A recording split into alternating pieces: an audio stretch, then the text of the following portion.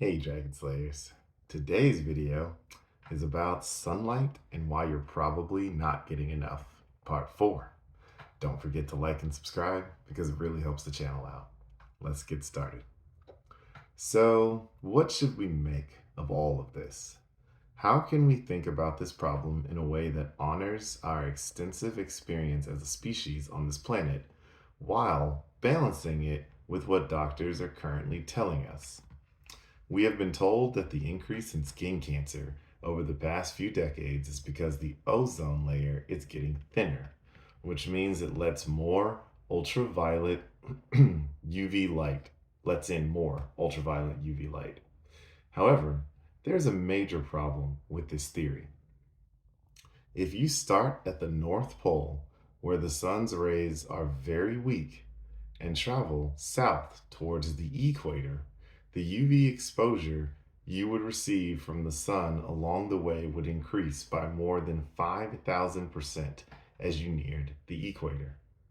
People who live along the equator in places like Ecuador, Brazil, and Kenya, regardless of skin tone, receive many thousands of times the UV radiation as people who live in the far north in places such as Norway, Canada, and Russia.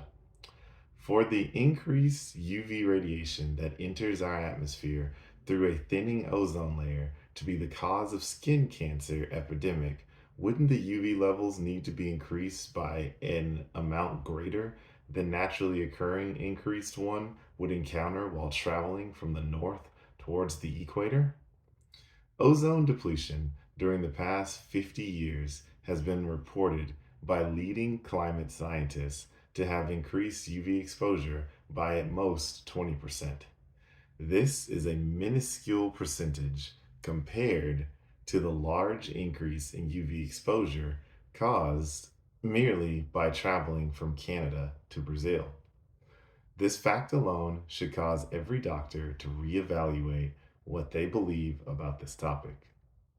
The UV exposure from the sun, because of ozone depletion, has barely changed.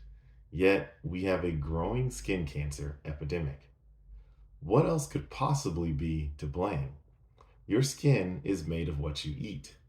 Your skin is completely replaced with new skin cells every month or two. And the new skin cells are made of proteins, fats, and other nutrients that you've eaten, for better or for worse. Therefore, what has changed over the past 50 years that could lead to these increasing rates of skin cancer? We've established that the sun hasn't really changed, and the ozone layer has changed a tiny bit, but not nearly enough to account for our skin cancer epidemic. How much have our food choices and food quality changed over the past 50 years? A hell of a lot. During this past century, our species has gone from eating mostly organic, vegetable rich food supply grown by local farmers to eating a mass produced, grain heavy food supply that is grown, harvested, and processed by large corporations. Our diet is much higher in sugars, grains, and vegetable oils, not to mention questionable chemicals that are added, either accidentally or on purpose during manufacturing.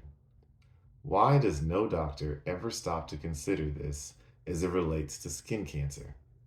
The building blocks that our body receives for building our skin and performing other functions have changed.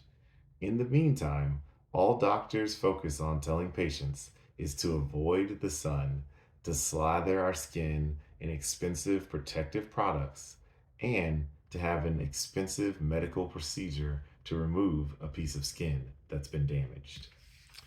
That's what I've got for you guys today. Don't forget to like and subscribe because it really helps the channel out.